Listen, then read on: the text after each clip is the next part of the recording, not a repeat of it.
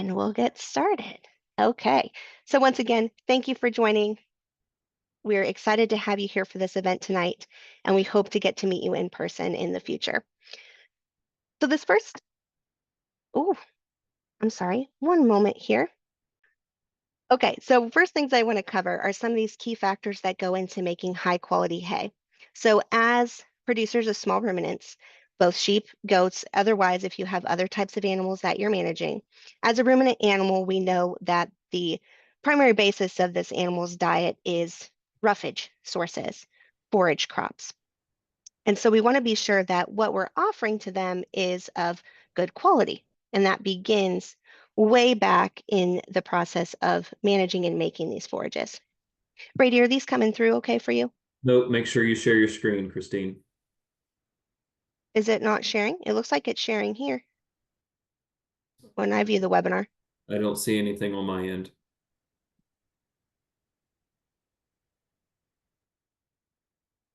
Okay, let me stop and reshare.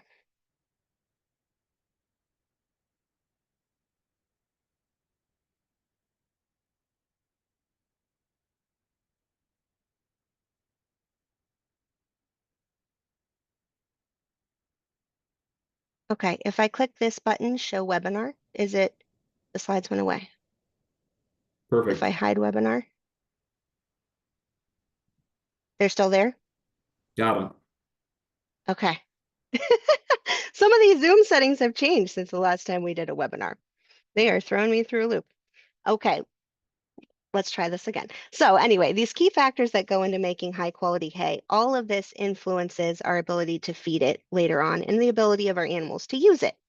So the quality of the hay really depends on a lot of different factors, including the maturity of the plant at the time that it's harvested. We want to try to aim for a good balance of both yield and quality when we harvest our hay.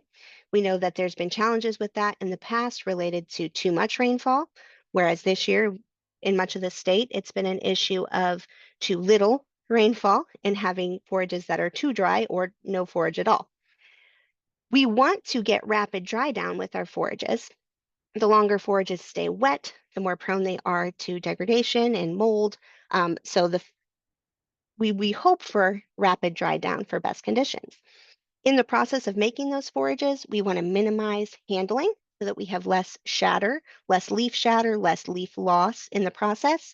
And then we want to be sure that we're baling at the proper moisture. There is a sweet spot for moisture depending on the type of bale that you're making. So all of these factors are really important as we look at the basis of our small ruminant diets.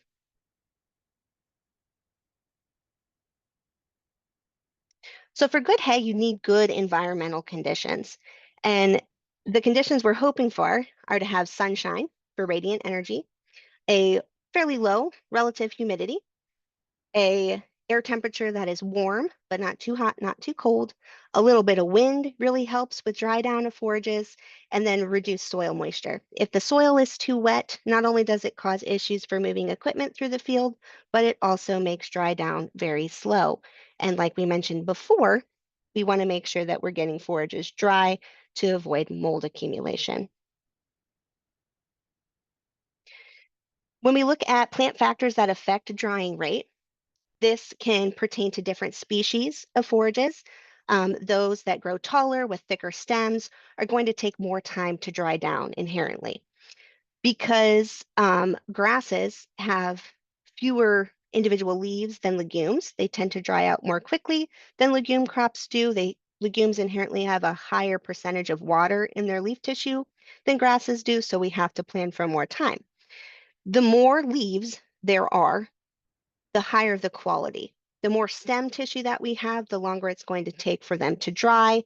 And it's really helpful if we can break those stems open with a conditioner, especially for some of our longer or taller growing, longer stemmed forages that hold on to moisture. So if you have a conditioner that you can use in your baling process, that can help with dry down.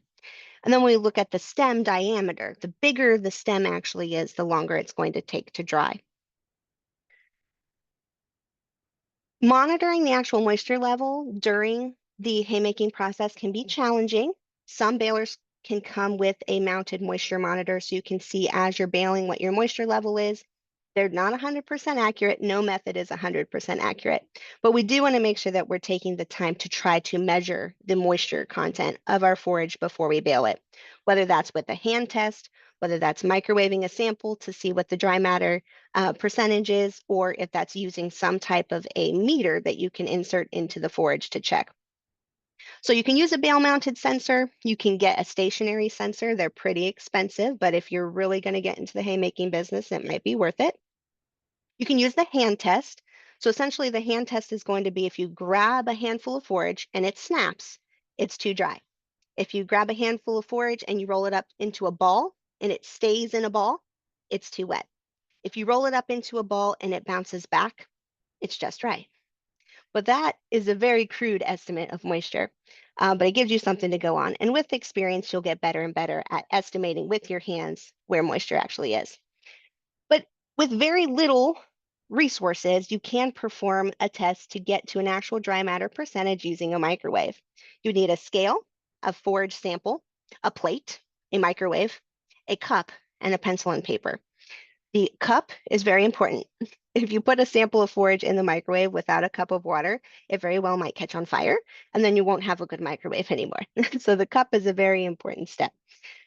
We do have instructions on how to do these dry down methods. If you are interested in that, send me an email. I can send you the instructions back.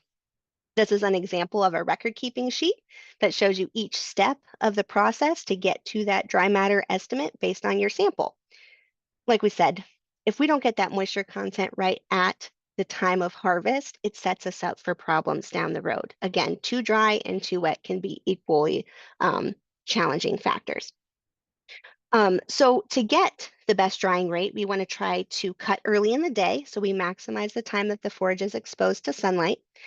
If we have the ability to mechanically condition the crop, that's helpful. There is a hesitation to do this, though, with very fine textured legumes like alfalfa, that we may have excessive leaf loss if we condition the crop. Spreading in wider swaths will help the forage dry quickly, and raking at the appropriate time when the forages are between 50 and 60% dry matter is important. If you're having trouble with dry down, you may want to consider chemical conditioning. That would be putting a preservative into your baler, and then that preservative is applied at the time of baling. Now, what that does is it just buys you time to get the forage dry before you store it. So sometimes that can be a challenge when we're trying to understand how those conditioners work. Again, we want to minimize mechanical handling. If we handle the crop too much, we lose the most valuable part of that crop, which is the leaves. Don't ted legumes if you can help it. You lose so much of the most valuable part of the plant when you ted. So resist the urge to ted legumes. Grass crops, yes. Legume crops, no.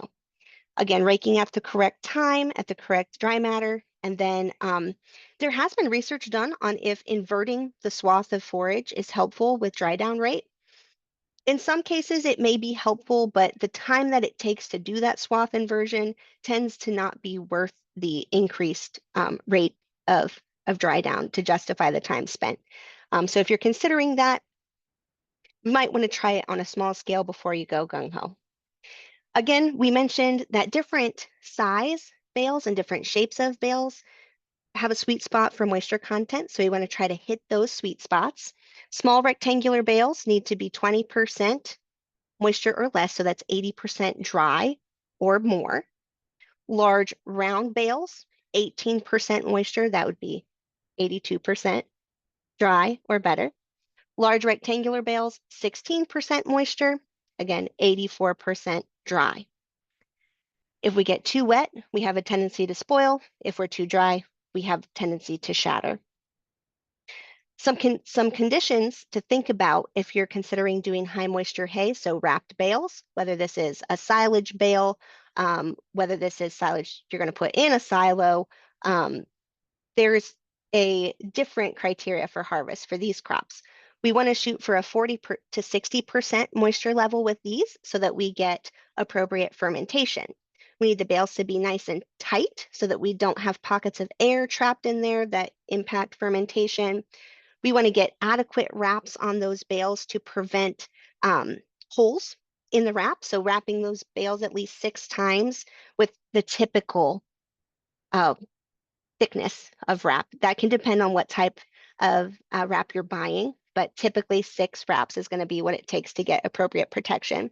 Wrap those bales as soon as possible.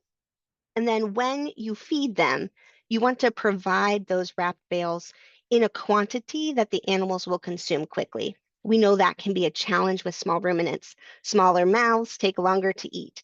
So, considering that, how long does it take your small ruminants to consume a large round bale? If it takes longer than 3 days, wrapped forage might not be the way to go for you. Or maybe you need to consider a different type, different size of bale. But this is an option too to help us hit that criteria for high quality forage. There are some risks and rewards that go along with feeding wet forages. It does shorten the curing time for the forage, reduces environmental damage to the hay, preserves quality for long term. However, if we don't follow the guidelines, we have an increased risk for health concerns such as botulism, listeria, and fungal and bacterial pathogens. So if you have concerns about this, we can chat more with you as we go along. And Brady's going to show us more later on about how to detect these issues when we look at our forage tests. When you look at how to store your forages, ideally we'd like those bales covered up some way to protect them from the elements. Under typical Ohio conditions, we may experience 15 to 40% dry matter loss through 1 year of storage. And when we lose that forage, we also lose the quality. So it's not always economical to store bales inside, but it almost always is economical to elevate them off of the ground and to cover the top so that the water can at least run off of the bales instead of soaking in. Implementing some kind of bale protection storage is going to pay for itself tenfold. So some examples here, these numbers are old. So with inflation, imagine these being double or triple what the dollar amount is on this slide. But if just 1% of the bale, 1 inch of the bale is spoiled, that's 6%. 1 inch around the outside of a round bale, 6% loss of that bale, hundreds of dollars in loss. 3 inches of spoilage, 19% of the bale is lost. 6 inches of spoilage, 36% of the bale is lost. Think about that. The outside 6 inches of a round bale is a third of the bale. So it really pays to take the time to protect your harvest. This is an example of a bale stored inside and a bale stored outside. One is wrapped with net wrap, one is wrapped with twine, and you can just visually see the damage that has occurred from that bale sitting outside. So if you are storing bales uncovered outside, expect 10 to 40% loss under typical Ohio conditions. For much of the state, we've not been typical this year, but that has led to reduced number of bales we have to store, hence the problems that we're facing. So you may be finding yourself buying lots of this year's hay supply, and having little of it, you may also be buying a lot of prepared feeds, whether that's grain harvested from your farm, from another farm, or bagged feed. We have a lot of buying and judging to do. So when it comes to judging hay, it's very difficult to do so without a forage test. I'm going to go through some of the criteria that you can use to judge bales without a test, but none of them are as reliable as a hay test, not even close. But let's talk about how we can use our senses to judge a bale of hay, and then we're going to move into more about forage testing. So one thing we can look at is the leafiness of the bale. Like I'd mentioned before, leaves are the most digestible part of the plant. They're the highest quality part of the plant. So looking for lots of leaves is a good indicator of quality. Maturity is something that we can judge by looking at the bale. If you can get enough of the bale in sight. So if it is wrapped, you'd want to at least take a look at one wrapped bale and see what's in there. This is the number one factor that impacts forage quality. Hay that is made too late has missed its peak time for quality. So if we see lots of stems, lots of seed heads in that bale, that's an indication that this hay was made too late and the quality is going to probably be disappointing.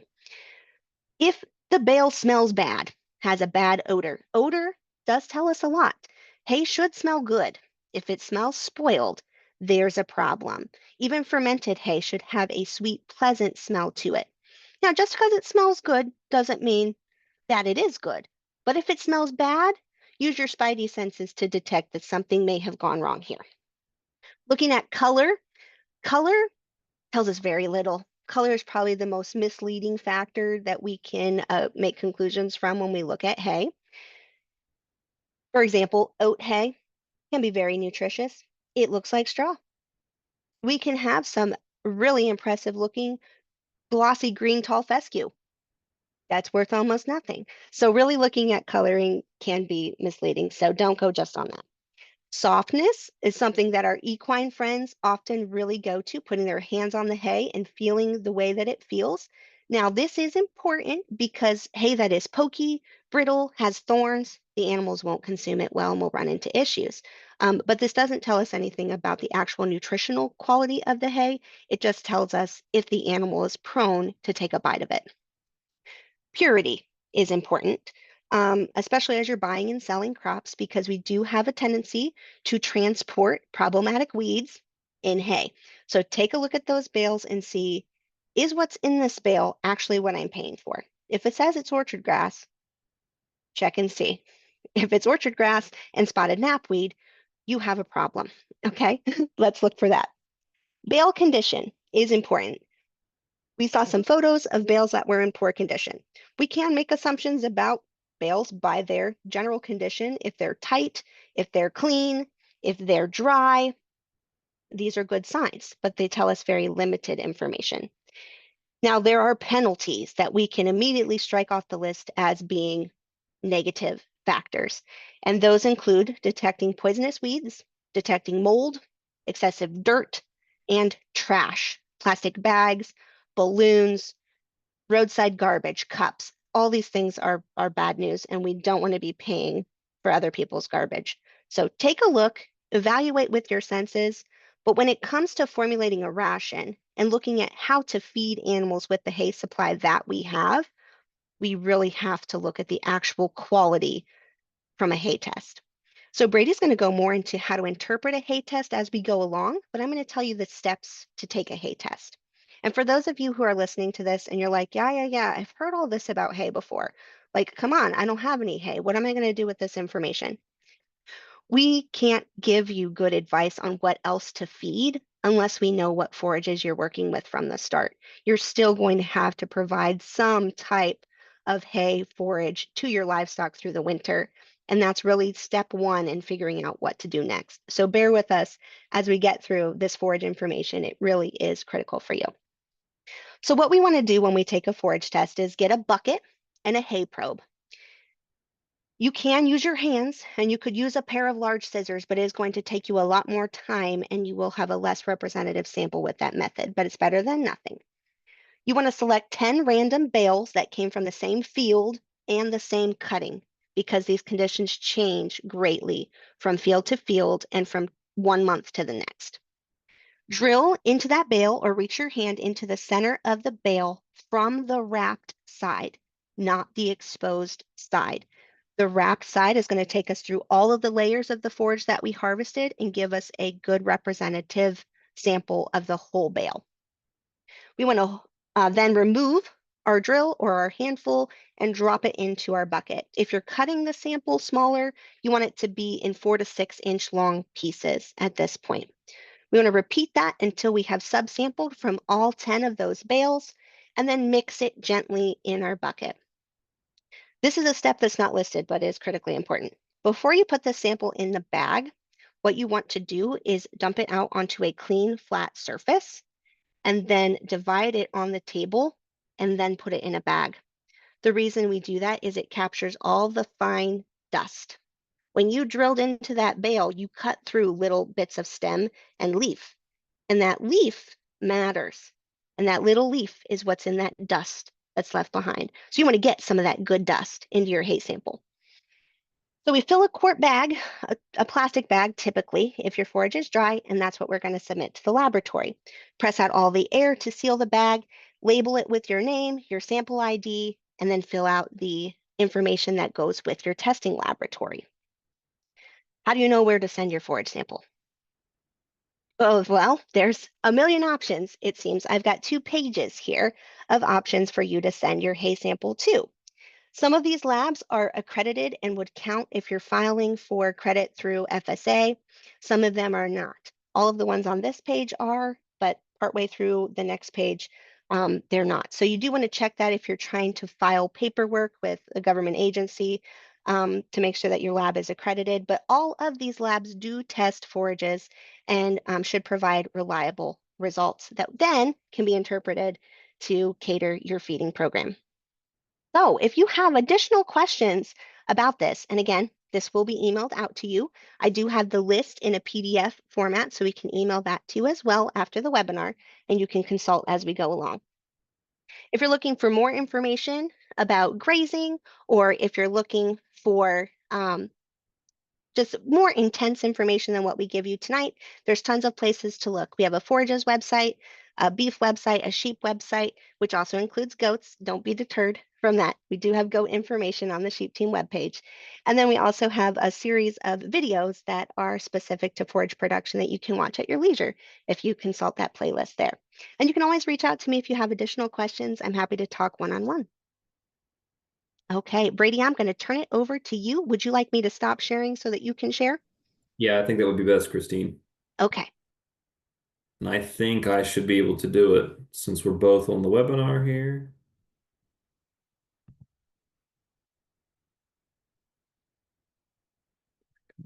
This.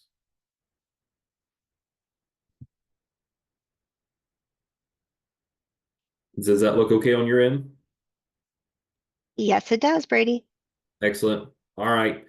Thank you much, Christine. I think you've done an excellent job kind of laying the basis for us. And I want to reiterate one of your critically important points is that the reality is that we are raising ruminant livestock. And because of that, they do have a requirement for fiber or that bulk density to be able to fill that gut up. And so regardless if you have it or if you have an abundance of it, we still need to help one another and fully understand how to integrate these products and these feeds into our livestock diets, even to the fact that if you don't have any at all, we can still get you some pelleted fiber at that point. So my portion of tonight's webinar is really talking about appreciating those forages in our small ruminant diets. I think this is something that most of us have probably seen, but I think repetition is the key to learning. And I want to quickly review nutrient uses and kind of the hierarchy of it. When we think about those essential nutrients, as I'm talking about some of these things, these are those 6 that are outlined here: carbohydrates, proteins, lipids, which are our fats, vitamins, mineral, and water. Unfortunately, water is one that is commonly and often forgot. We need to make sure that we are providing water that is clean. And also during this cold time of year, as we come into winter, we like to have it flowing as well. Some challenges that we do see with frozen water sources is that it takes a lot of energy from that animal in order to warm that water back up. I'm not saying that we need to keep it on a cool 55 degrees, spring water and pampering our sheep and our goats. But let's try not to be breaking that ice. So if we can keep it fluid and avoid a lot of that ice building up, it will be greatly beneficial and will improve the feed efficiency of the products that you are feeding to your small ruminants. In terms of hierarchy of nutrient use, first and foremost is maintenance, the maintenance of that individual. Beyond that, we can go to development and growth, development of systems that are growing in young stock and growth as well.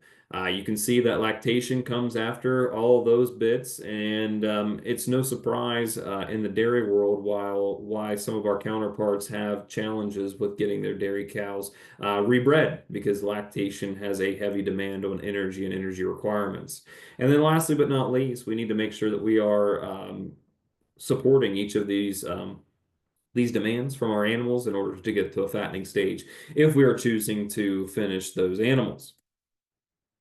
So as Christine kind of alluded to, she's really talking about dry matter, and she's talking about those forages that we're feeding to those animals. And what are some factors that influence dry matter intake? Forage palatability and digestibility are by far going to be our top 2 concerns and things that we need to be thinking about. When we think about maturity, We'll see an increase in lignin concentration because, like anything else in life, forages also want to reproduce. And I think we highlight this quite well in the picture below, where you can see that these forages are pushing seed heads above that forage canopy. One for birds or other wildlife or livestock to eat, and two for the wind to take those seeds away and replant themselves somewhere else. But it takes an immense amount of lignin, which is an indigestible portion of that forage. And so we need to understand where that happy medium is in terms of quantity versus quality of these forages. NDF is our neutral detergent fiber, which we'll get into here in just a bit. And also think about plant structure, C3s versus C4s. Our C3s are going to be our cool season forages, whereas our C4s are our warm season forages. I do briefly want to go into that, just comparing two examples that we have available to us in the literature from Aiken from 79. I know and realize that that's some age on this piece of literature, but they do a really nice job of outlining some of these imageries for us. The first thing that I want to point out here is that forages are digested from the inside out.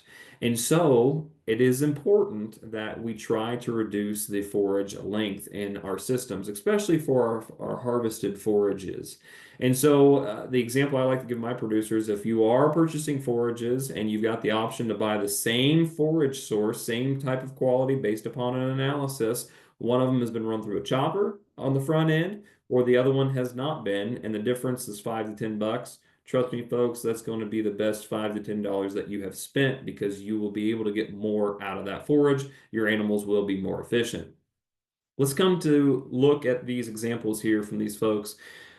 In terms of leaf tissue digestibility, the first one is our cool season, example being tall fescue. And as you can see, as we work from left to right, this is our control. This is our middle one is incubation with rumen fluid for a 12-hour period, and then another one in rumen fluid after 72 hours. I don't want you to understand the biology and the skeletal components of a forage leaflet, but what I want us to understand is that you can see that as we transition in time, under the influence of rumen fluid, we do see a disappearance in forage material. So that's why it's important for us to take a look at that. Short forages, they're digesting from the inside out. These are our cool seasons. Let's compare that to a warm season. And this isn't to say that warm seasons are bad because they're completely beneficial in our systems, critically important in a year as this one with our drought. But do note that they are not as efficient as our cool seasons. You can see that our example here is Bermuda grass. You can see again our control, 12 hours incubation of rumen fluid, followed by the 72. You can see that there is some disappearance that does occur over time, but the disappearance is not as great as we saw with our C3 or our cool season forage. Talking a little bit more about what Christine talked about and blending it into feed processing and understanding those benefits from an animal standpoint of baleage. Not only do you preserve the quality, right? We're not going to increase the quality, but preserve the quality that is there. But what happens, for a lack of better terms, is pre-fermentation. And that's exactly what ruminants are doing in order to be able to utilize these feed sources. So we do see an improvement or an increase in feed efficiency with these forages that have been ensiled themselves. Christine reviewed, production time is reduced, dry matter is reduced, and you do conserve forage energy, both in the forms of sugars and carbohydrates. And really, because there is going to be that dry down period, as Christine outlined, but even after we cut or harvest those forages, they're still alive. They're still going to be respirating. And so if we can greatly reduce this amount of time, the more energy that is going to be preserved in those forages themselves. She did mention that there are some innate risks associated with baleage, and there are some barriers. So we really are looking for our sweet spot of 40 to 60%. Those are the recommendations as we're looking forward towards making high quality baleage and ensiled forages. What we have found for small ruminants is that 45 to 55 is really where we like to see that range, because from times if you're aiming for that 60, sometimes it still remains too wet. You get down below that 40, some funky things can happen. Christine outlined those fungal and bacterial spores can happen as well, even on that front end. Now, a lot of people are going to consider that 20, 30% forage that they make as a sweet hay, and it will smell sweet. But when we look and see if it has fermented correctly, according to the information that's pulled off those forage analyses, They have not, and they do pose an inherent risk because of such. Now, if you want to get really technical and start looking at your forages, if you've got some ensiled forages to better understand, did I do this right? Or did the person that I'm purchasing these forages from do it right? These are the three things I want you to take a look at. Lactic acid, you can see that our goal is 3%. In this specific example, it's 3.7, 3.8%. This simply means that fermentation has occurred. We need to ensure that we get to that 3% at a minimum. Butyric acid, that's a nasty booger, something that we do not want to have in our baleage. You can see that our threshold is quite low, 0.1%. This one actually had zero, nothing that was detected in there. If you do have butyric acid, be cautious because we can see some issues associated with botulism and some of those clostridial diseases Christine previously outlined. And the other one we want to take a look at is pH. We need to make sure that the pH is dropped because these anaerobic bacteria work in an environment that is excluding oxygen. That's why we're wrapping them up nice and tight. And we need to make sure that fermentation occurred, and it will occur at a pH less than 5. And you can see we've got a pH of 4.5 in this example specifically. To support the information I gave you previously as it relates to feed processing, we're going to come to this piece of literature from 2019, where these authors came together and they looked at different processing procedures as it relates to an alfalfa hay. I will note that after reading through this manuscript, all of this hay was the same, from the same cutting, same producer, same field. What we can see is the hay in the two boxes that I have outlined was either fed loose, just as it was harvested from the field, or it was ran through a pelletizer, probably a grinder, then a pelletizer as well. I want to direct your attention down to here as we look at total digestible nutrients, which we're going to get into. But you can see simply by reducing that particle size, as we outlined before, improves and increases your TDN about 6%. That's nice. We like to see that information.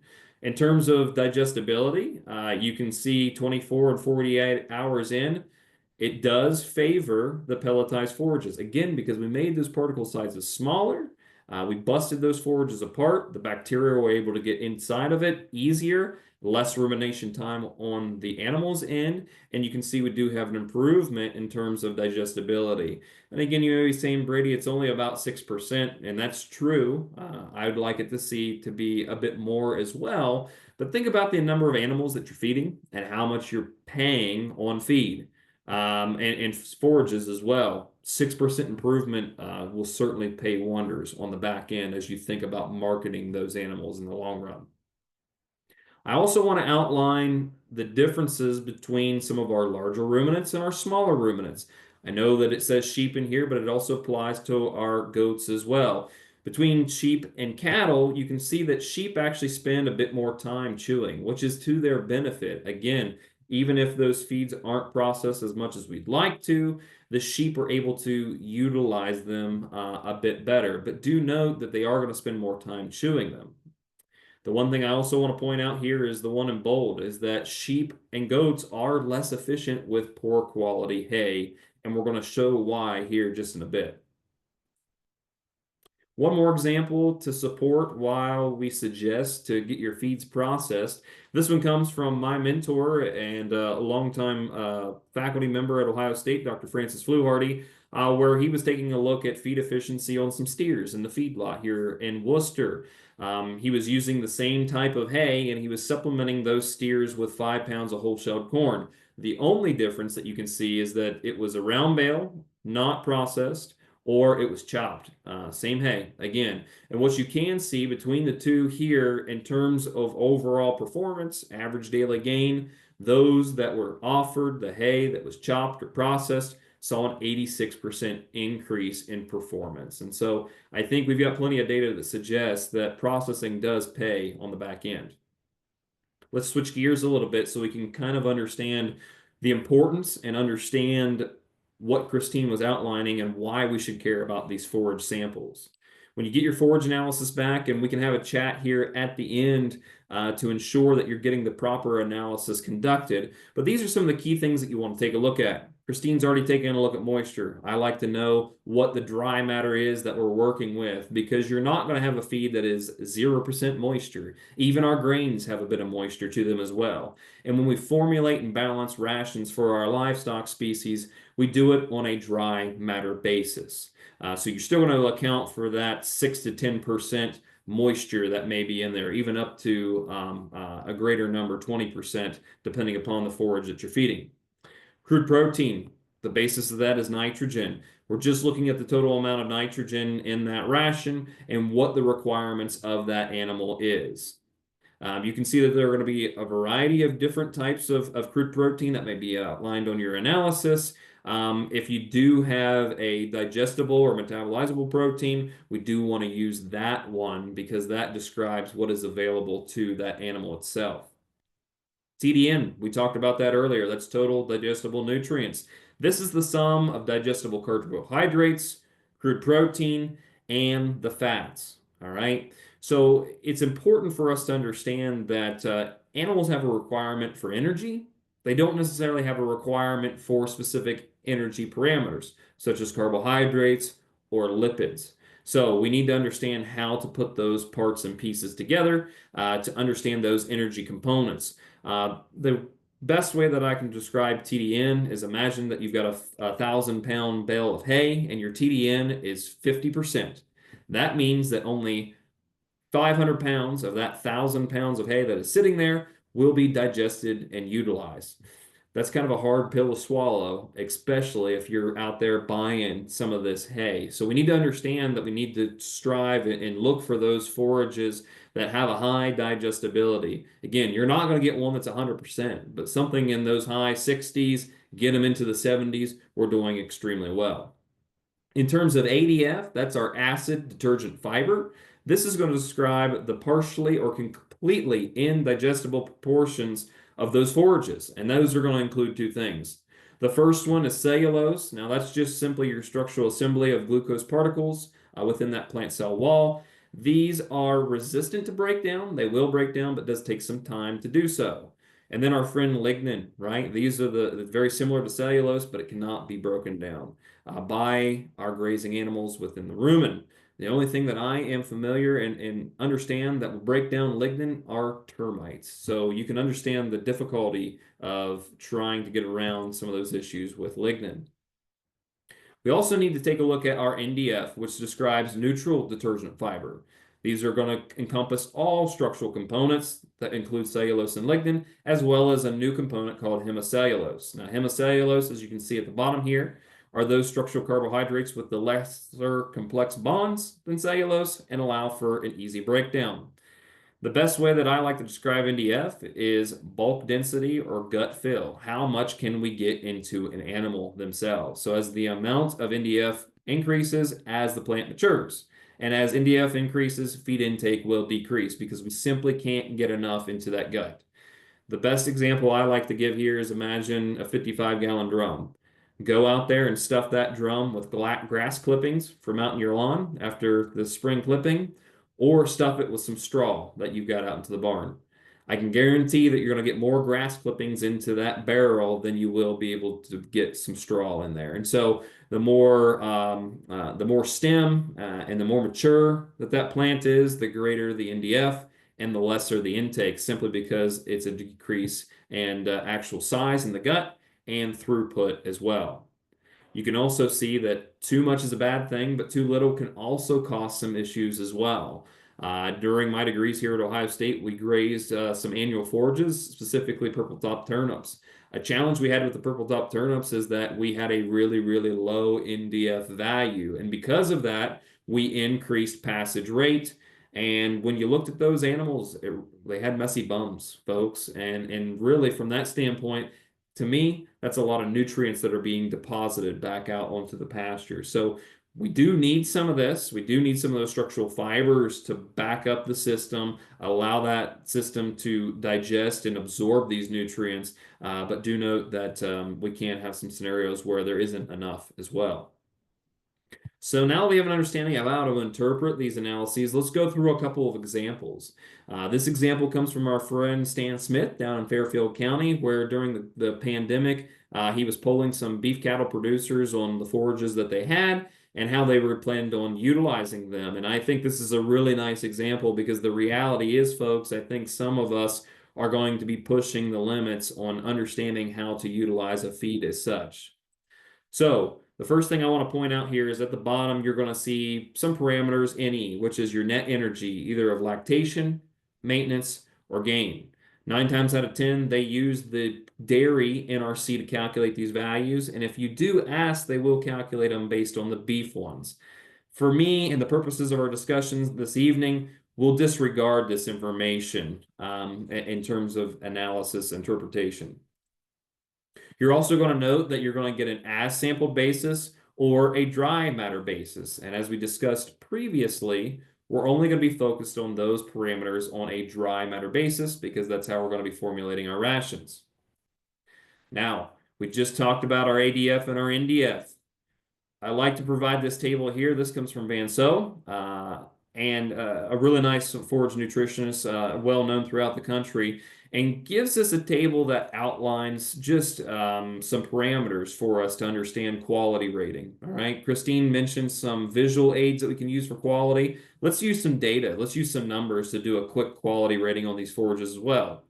In terms of ADF, regardless if it's a legume or grass, any of those samples that come back with an ADF that's less than 35% is considered a good sample, a high quality sample. Those that are north of 35% are going to be a low quality sample.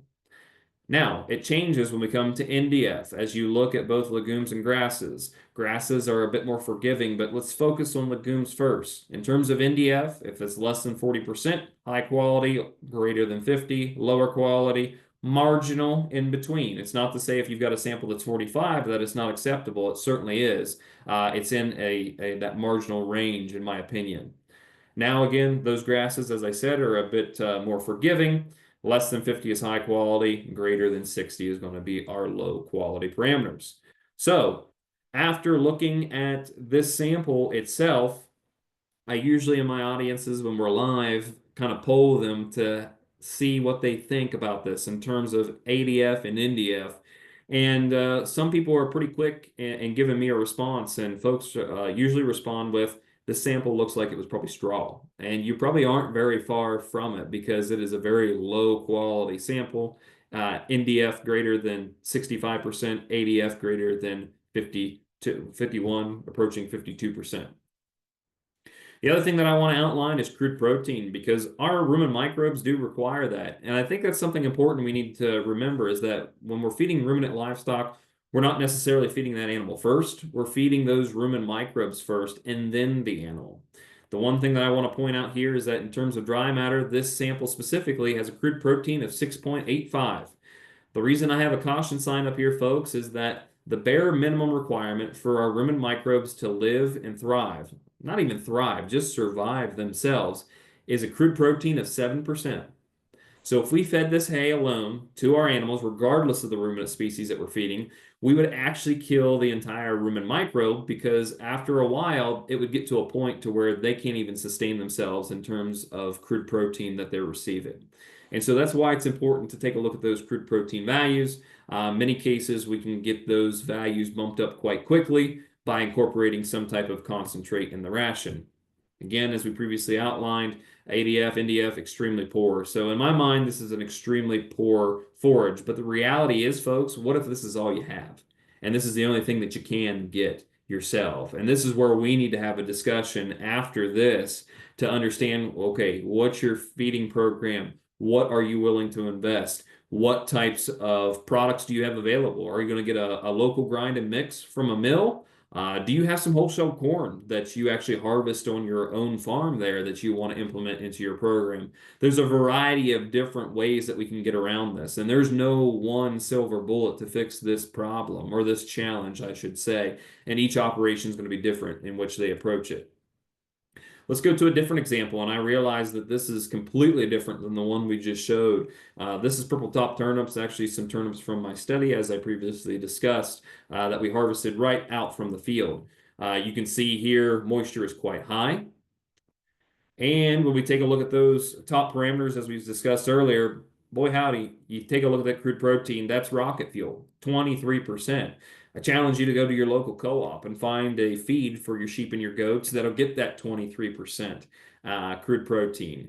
You might be able to, but it'll cost you a pretty penny. And I'll tell you what, at less than 5 pounds per acre that we seeded in this project here, pennies on the dollar in terms of what it took to grow this. Now you can also see here we outline some of our fiber values. Excuse me, ADF being quite low, 25%. You know, it's good. It's a high quality sample because it's less than that 35 as we previously outlined. But what I can tell you, coupled with the amount of moisture that's in here, it's actually too low. And so what I would recommend is if you're grazing this fall on this annual here specifically, let's strip graze it or feed bunk graze it, but they can only have a little bit at a time. And let's feed or offer that poor quality hay that we just showed on that previous slide, where it's twofold. You're using both feed sources and you're using the fiber from that previous forage source to be able to slow down and stop up these animals to help you utilize this feedstuffs itself a bit more efficiently and effectively.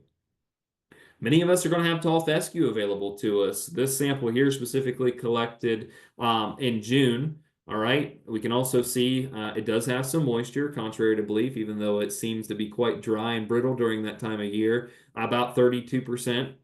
What we can see here is that we do meet that threshold for our rumen microbes, right, of 8%, just above that 7% as we discussed. Those rumen microbes, once their cycle is complete, they'll die off, disintegrate, and that protein from those microbes will be utilized by the animal itself. Now, it isn't to say that you can sustain your animals off a low crude protein forage or feed. This might be a scenario where you do need to supplement a bit, especially if you've got animals you're trying to breed or go into lactation and so forth. But in terms of ADF and NDF, these are pretty marginal numbers. This is actually a good digestibility parameter for us given the forage type that we're working with here with tall fescue. So how do we understand what our animals need? And one thing that we need to understand and what we need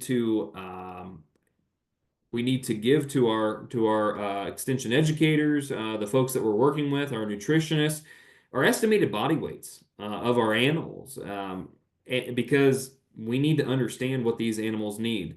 Now, they do have a requirement in terms of percent body weight. We do have an estimated intake based on body weight, and the parameters I've chose to outline here are required TDN and our percent crude protein. This one here specifically is for a ewe that's weighing 132 pounds. So this is going to be quite applicable to our folks that are raising our hair sheep breeds. The one thing that I want us to appreciate and understand here is that as we work through the stages of production from maintenance, early gestation to late gestation, and based on the number of fetuses that are within, you can appreciate that our requirements increase. And that's what I want us to pull from this table itself. Now, you also see my little note at the bottom there that dry matter intake will increase by about 10 to 20% during lactation, depending upon the number of mouths that these ewes or does have to feed. All right. I want to also pull that for lambs here. You can see that we've got a couple different examples. I've got them highlighted here. We've got our late maturing and our early maturing. Because we're here in Ohio, east of the Mississippi, I want to highlight those of the early maturing breeds.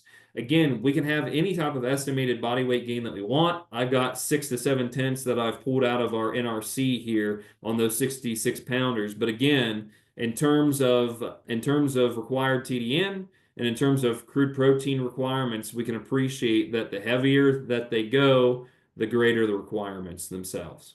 All right.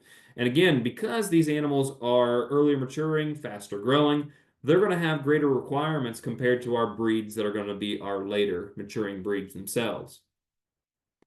I also don't want to ignore our caprine friends here this evening. So looking at that doe, who is not a dairy doe, so our meat breeds, again, weighing about that 132 pound, you can see, just as we saw with sheep, that our required TDN, crude proteins, requirements are going to increase based upon their stage of production.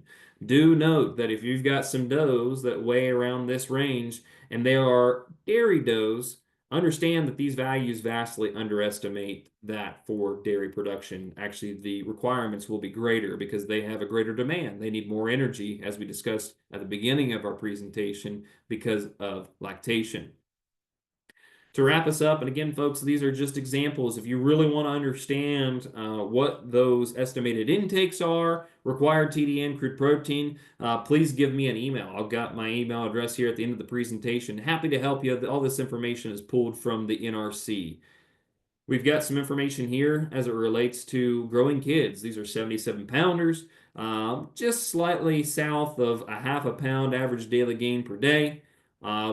We'll point out that they do differentiate them from males and others. The others are simply our females or our castrates. And as you can see, our males are expected to grow a little harder, a little quicker. And you can also appreciate, again, that the harder we push them, the greater they are, the more the requirements. So you may be saying, Brady, that's nice, and I appreciate you providing that information to this, but how can we as producers apply this? And I'm going to give you an example here that you can use on your own as long as you've got your forage samples and you've got your animal classes appropriately outlined. Again, those are going to change based upon the breed and what's going on in your operation. So we're going to use the example here of that hair-based ewe, 132 pounds. All right.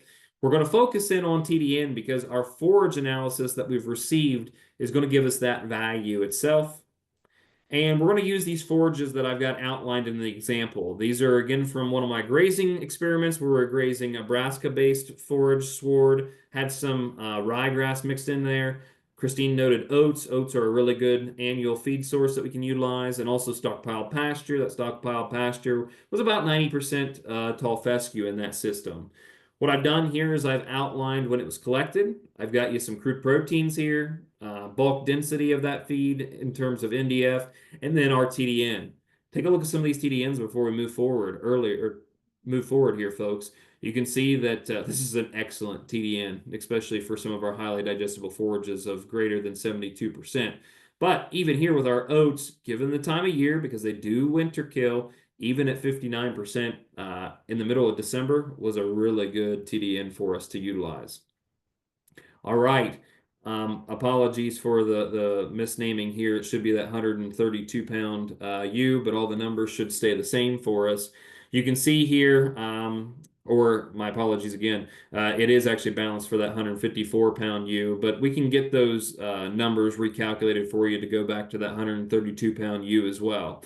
But here you can see, again, we've got them outlined in terms of maintenance, early gestation, based upon the number of fetuses within. What I've done from those previous slides is pulled out the estimated intakes in terms of pounds needed per day, and I've also pulled the associated required TDN.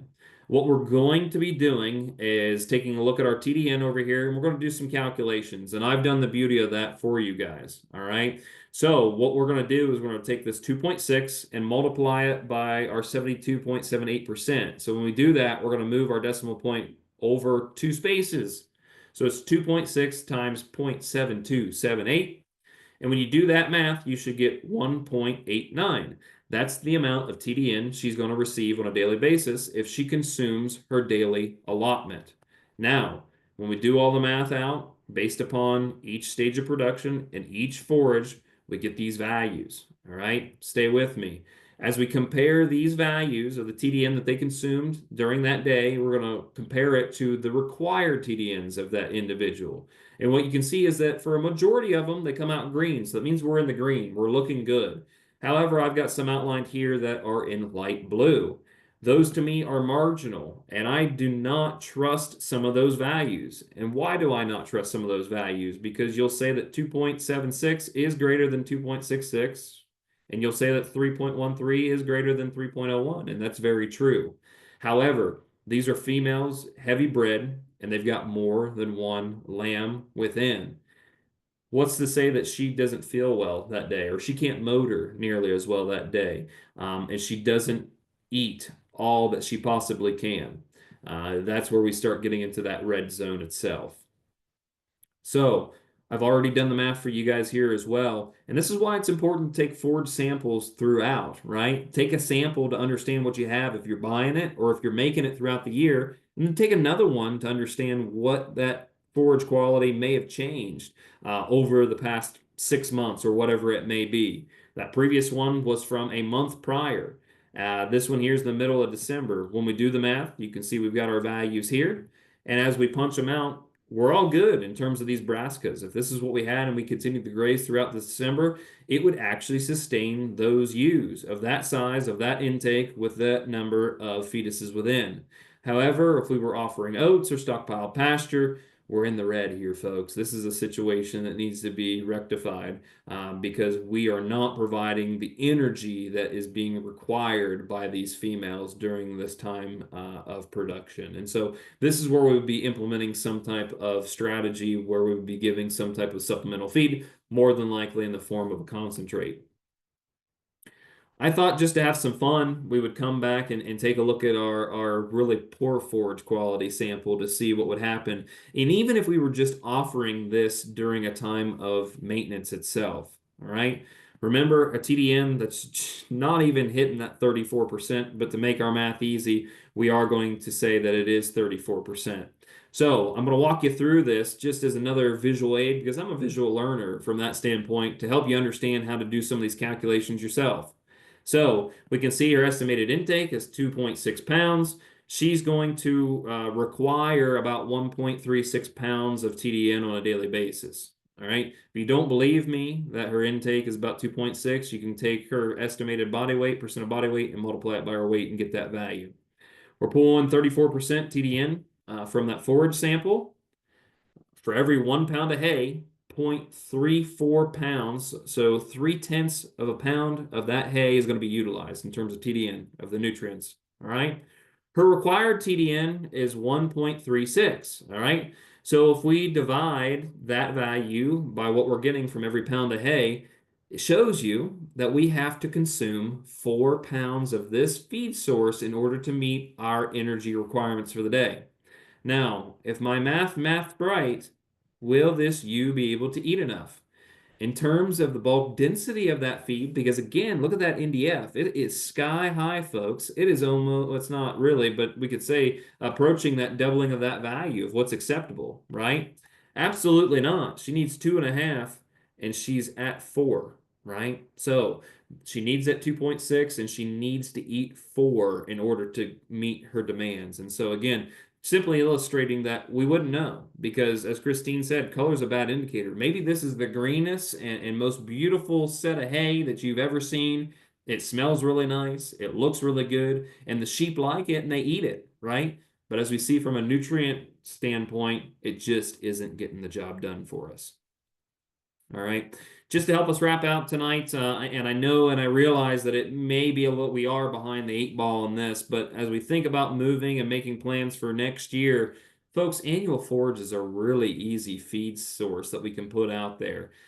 In terms of our winter cereals, our small grains, our brassicas, and some of our grasses as well. And I really like this figure here from Alberta Agriculture as it relates to some of these feedstuffs. And you can see the percent of yield based upon that calendar time period throughout the season that we can implement some of these annual forages. Now, for us here in Ohio, we probably could shift this to the right a bit in terms of our calendar that's being provided, being up there in Alberta, slightly back a bit there in terms of the left earlier in the year just due to growing conditions and weather patterns. The last piece that I'll leave you here with is some data that Christina and I collected there at our research station in Worcester from our 2021 Ohio Sheep Day. It was an annual forage quality summary. And what you can see is we've got a variety of different forages, and I don't encourage you to go out and plant all of these. We wanted to use it as an example so we could collect this data and be able to provide it to you folks as producers to understand what is the quality, and two, will the animals eat it? And I'll tell you one thing, the animals absolutely loved it, both the sheep and the goats that were out there grazing on it. Again, as we take a look at the crude protein, folks, not a lot of them are below that 20. Right here, we've got 2 of them at 18.5%. These are our grasses, which makes sense, okay? But still, really good quality. Take a look at some of our fiber values, extremely good. So regardless if you're using legumes, brassicas, small grains, some of our small grains are excellent. If I recall, if we come down into here in our barley, right? Almost 34% crude protein. Way too much crude protein to be feeding, right? We would want to dilute that with a poorer quality feedstuffs. And again, there wasn't a lot of it there because it does have to go through that cold period time to be able to grow efficiently and effectively. But it may be an option for you to graze next spring.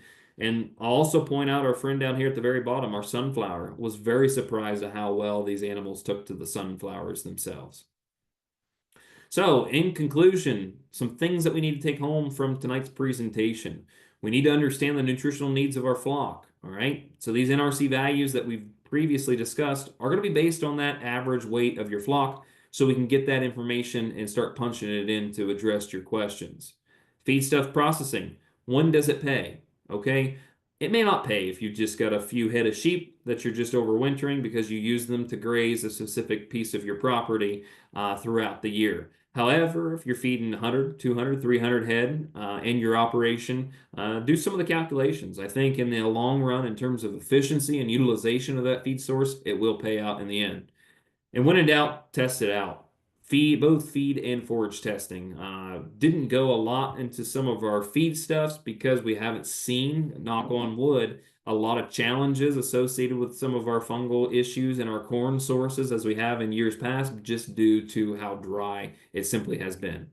And we need to ensure that we balance nutritional requirements that are based on animal production needs. So, with that, I'll leave my slide up here for just a moment so you guys can collect my information. Feel free to send me an email and happy to assist, guys, because I know how challenging and hard this year is going to be, and every tool that we can have in our toolbox will be greatly appreciated. So, thanks for your time. Thanks, Christine, for the invite, and I'm happy to help with any questions that may have come through the Q&A. Thank you so much, Brady.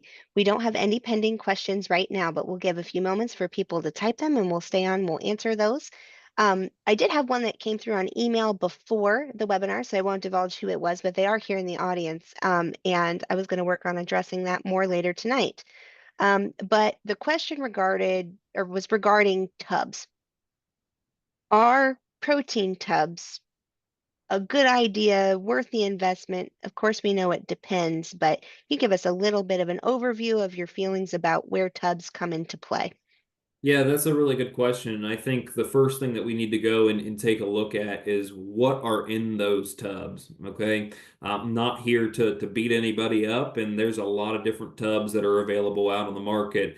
But take a look at the ingredient list. Those tubs that are high in terms of their percentage of inclusion rates with molasses, that's a good energy source, right? Don't get me wrong. However, a lot of people will say, boy, they just blow right through them. They eat them up so quickly. And that's true because all they are doing is hitting that fix, if you would, of that sugar. They're getting a sugar high off of it, and it's rapidly digestible. So it's a quick peak. It's up and down. And so those, in many cases, can cost you a lot of money on the back end as well as the front end with how quickly they go through them.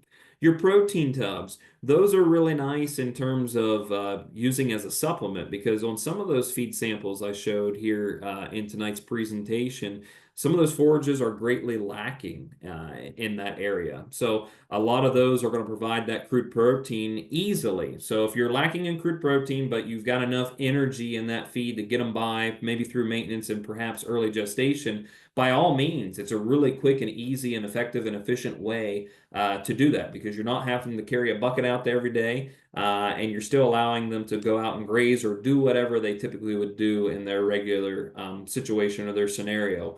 But again, that isn't to say to just put the tub out there and not do the forage analysis. We absolutely need to do that because you could also be putting that tub out there and still not be meeting those needs of those animals. Thanks, Brady. You know, depending on where you source your feeds from, you might be able to get a really good deal on protein tubs right now. But as with all things, if you wait to the last minute, availability is going to go down, price is going to go up. So thinking about the ways that you are going to supplement this winter, the sooner you come up with a game plan, the better for your pocketbook. So Just keep that in mind. And then another note there too is you do want to look for a species specific tub. Um, an all stock tub could potentially be problematic. You just want to pay attention to those feed tags before you spend the money on the feed.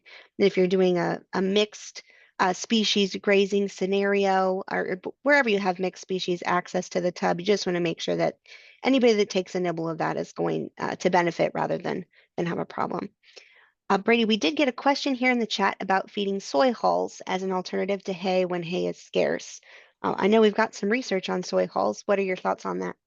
Absolutely, as you just said, we do have some research that Ollie Reliang and I are working through to get some of that data punched out there. And what we've done is compared feeding ad lib hay to limit fed hay, and instead of limit head feed hay, we were feeding soy hulls as well. And from what we have seen is that you absolutely can substitute your soil hulls or your hay with soil hulls. They're a really good and effective fiber source. They're highly digestible. The fiber length is quite short, so good from that standpoint. A couple issues that I will outline that we experienced at our station. One is that they eat them up pretty quickly, and due to their size and how easily they break as soon as they encounter any type of moisture, some challenges with choke. And so thankfully didn't lose any, but I've heard of far too many people stating that they have lost either a sheep or a goat because they gorged themselves or ate the soy hulls too quickly. So make sure that you introduce them slowly and make sure that they aren't hungry so they're not as aggressive towards eating that source itself. The other challenge that we saw with utilizing the soy hulls, because they are so fine in terms of fiber length and size, is that we were feeding them until the ewes stopped, until they told us that they were full. They actually never got to a point to where they were full on that, so they kind of over engorged themselves. Again, we're running some of those commercial sheep. We were upwards of 5 pounds, if I remember correctly, of soy hulls, plus their concentrate that they were eating. And so what Wow. we actually experienced was some of those ewes started to founder because we were providing too much energy. So again, it goes back to that catch-22. You absolutely can provide it, but too much of a good thing can be a bad thing in the same regard. So you can do it, just make sure that you do it in a proper fashion. Brady, I've got a question that I've been pondering here. One of the things that we've been talking a lot about with beef producers specifically has been limit feeding corn. We're in Ohio, corn tends to be plentiful and pretty economical. Do you have some general guidelines on how people can use whole shell corn, or, do we need to process it further as a supplement in the diets this winter? Absolutely. Yeah, corn's a really good energy source. And so going back to that really poor straw-like forage that we had there, in order to bump that feed up in terms of quality, we would be offering probably some whole-shelled corn. You asked about processing, Christine. Since 1999, from when they first started collecting data as it related to whole-shelled versus processed, meaning it was cracked corn, whole-shelled corn has actually outperformed the cracked or processed corn itself. And so I always recommend whole shell corn to our small ruminants. You saw as it relates to comparing sheep to cattle, sheep will chew a lot more. So they already do all that work on the front end. So there's no sense in paying the mill or bringing the tractor out with the grinder and the mixer and milling it from that standpoint. So you're going to greatly reduce your, I won't say greatly, but you will reduce your costs from the processing standpoint. And you also get rid of the dust. So I really like it from that standpoint. How much to recommend to supplement? I'd really have to do some calculation. My fear is that if we don't have a forage test and we don't have the size of those animals, what we could unfortunately be doing is that we would be over supplementing with that really highly digestible energy source and then have some issues on the back end, right? We don't want to be growing those lambs, those kids too large. It's pretty easy for the beef cattle folks to say 5 pounds, right? When you're working with a 1,200-pound cow, that's a drop in the bucket, right? But when I say a pound for 100-pound ewe, well, all of a sudden that's 1% of her body weight, and that might be a third or more of what she'll eat on a daily basis. So when we think about it from an energy standpoint, we really need to, again, understand what else is being offered and how big those animals are. So the answer to your question, yes, you can do it. We just need to make sure what a safe feeding rate is. Yeah, that sounds great, Brady. And then we don't have more questions in the chat, but I had a couple more that I thought may come up as we continue to consult with people this winter. And one of those would be, if you have allocated your hay resource to last through the winter, how much you're going to feed per day, and you're supplementing to that. If the animals still seem hungry, but you've done the calculations, they should have their needs met, but they're screaming for you that they want fed. How do you approach that to make sure that their needs are being met, but you're also not approaching an overfeeding scenario that could be problematic? That's a good question too. And typically we don't see that restlessness in our small ruminants. Now, I certainly have heard it in beef cattle, right? Where you can get them to be bawling and be hungry from that standpoint. Because of how small ruminants are, you typically don't experience that. What I would recommend is that you're going to be able to find some poor quality hay throughout the state, right? At a relatively inexpensive rate. So if you want to, and you want to try to help ease their satiety from that standpoint, let's offer that. Maybe you have some of that really old hay sitting in the barn that's sitting in reserve just for a year as such. You can feed that after they have cleaned up their rations, after they've eaten their supplement that you've given them, and that better quality hay that you've given them. At the end of the day, if they really are hungry, and again, I'm not encouraging it, but most of us are bedding either with straw, some type of straw, or corn fodder, or something of that nature. They're going to nibble on that, then they're going to eat on it, and they're going to get some type of scratch factor from it in terms of fiber itself. So just watch them. I actually had a producer at one of my talks a month ago. He came up to me and said, you know what? I feed baleage. I swear by it. I feed baleage and I feed some concentrate. And he said, I actually can't get my ewes to stop eating straw. And I'm constantly bedding. He's raising some wool sheep and he says, it irritates me because I've got to bed more than what I probably should. And I want to keep the fleece as well. He said, what am I doing wrong? I said, you're not doing anything wrong. You're just actually providing them with too rich of feed. I said, not many people are in that type of scenario. And it was to the point to where the baleage itself was so digestible and wasn't providing enough of that scratch factor for those sheep themselves. And so what they chose to do to fill that void was to go after some of that straw. So just watch them, keep an eye on them. If you have the ability to feed them a bit more, we can always feed a bit more in terms of the forage side. I would not be upping your concentrate side. If the concentrate side is your only option, I would do what our question was earlier. I'd be putting some fiber sources in there. And you can work with a lot of these feed companies. They actually have products that are fiber based. They may have alfalfa meal in them. They may have cottonseed meal in them. It may be the soy hulls or something of that nature. Just something to get them to feel full. Great, Brady. We did have a question come in the chat regarding baleage. So Jennifer asked, are there any visual cues that you can recommend looking for when buying baleage for the first time, specifically for when testing isn't practical before buying because the producer is selling out too quickly and you don't have time to wait for results? That's a really tough situation to be in, and unfortunately, there isn't any recommendations that we can provide. Um, you can get a bale, right, and see how it feeds out for you. Do your smell test. You can get some pH analyzers pretty inexpensively offline. Go to Amazon or wherever you choose to shop at online, and you can do your own pH analysis. If you can get below that 5 pH on the pH scale, you're good to start with. You know that fermentation has occurred. I don't like to see mold when we're feeding this stuff to small ruminants. Dilute or the solution to pollution is dilution, and again, because of how little of an intake our small ruminants have, cattle can get away with it. But if you're feeding the same amount of, let's say, mold or moldy area to an animal on a small ruminant versus a large ruminant, it's going to be far more detrimental to the small ruminant itself. And so, but the reality is too, folks, is that the molds that are the most, or some of the most dangerous, is stuff that we can't see with the naked eye. So if you can see mold already on the outside of the bale, chances are that it's already traveled throughout that entire bale itself. And so perhaps work with the producer and see if he's heard reports or they have heard reports of how well it is fed out, and so forth. So I understand it's a very tough situation to be in, but I'd much rather be safe than sorry on the back end. Yeah, I'll echo that, Brady. So in a scenario like this where you don't have time to wait, I would also ask the producer, are you feeding any of this right now that we could go and take a look at? Do you have an open bale you're feeding now?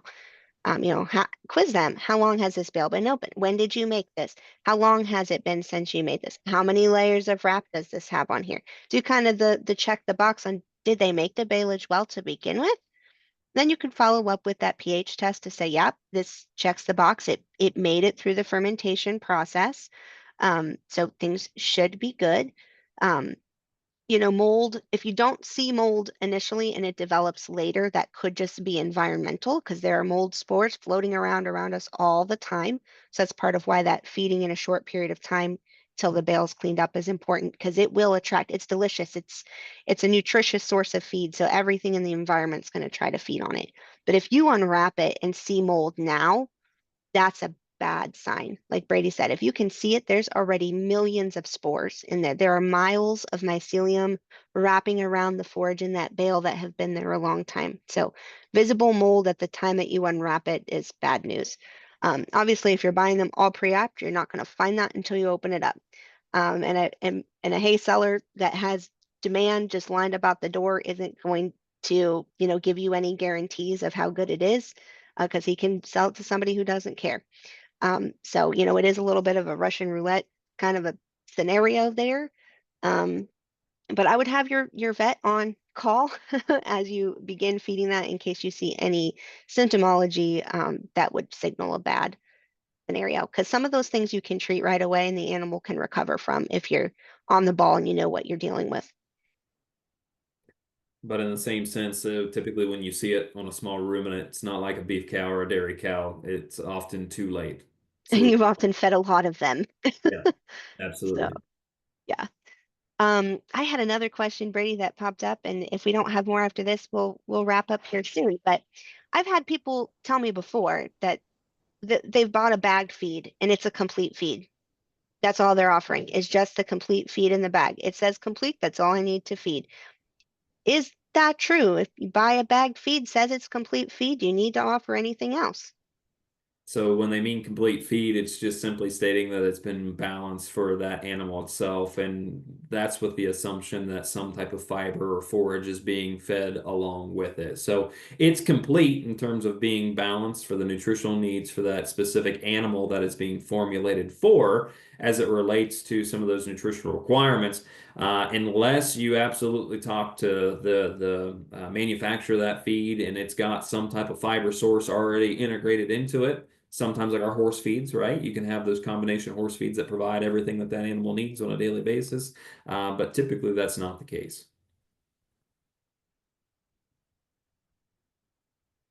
All right. Well, I think we've resolved all of the questions that we had coming through and were pending. If any of you participants have additional questions for us, you can feel free to send us an email. John asked, will the recording be sent out? Yes, it will. So as soon as we wrap up here tonight, John, the recording is going to process and there will be a link that will appear in your email that you can click to watch the recording. We will also save that recording to YouTube as an unlisted link so that Brady and I will have the ability to send it to producers as they ask questions about tonight, and we can make that available for you as well when it posts. The way an unlisted link works is anyone who has the link can click the video and see it, but if you're searching YouTube for the video, it won't show up in a generalized search.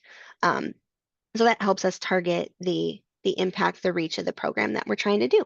So we will be sending that all out. We appreciate that you joined us, even though you had another commitment at the beginning of the webinar.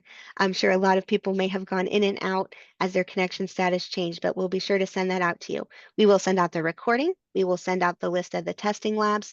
And Brady, are you okay with us sending out a copy of the slides as a PDF? Yep. Okay, so we have that processed behind the scenes already. You should get an email from us that tells you thank you for participating in the webinar, but then you'll get an email directly from me as well with those attachments. So we appreciate again everyone joining tonight. For those of you who wanted to come in person, we're glad that you had registered for that, and we hope to connect with you at another program either this winter in the spring. One last little plug is we hope maybe we'll see some of you guys at the Buckeye Shepherd Symposium the first weekend of December. If you haven't registered for that program yet, you still can. There will be a $10 late fee for anybody who registers from now to the time that the event occurs, but you can still register for that. And it's quite a full day of educational opportunities that takes place in Worcester. And Brady and I will be there as well as representatives of the university. So hopefully we'll see some of you there and also later on as the seasons progress. Um, since we have all of your email addresses, if you would like, we could send additional announcements out to you about upcoming events, but the best way to get those reminders about events will be to subscribe to the webpage.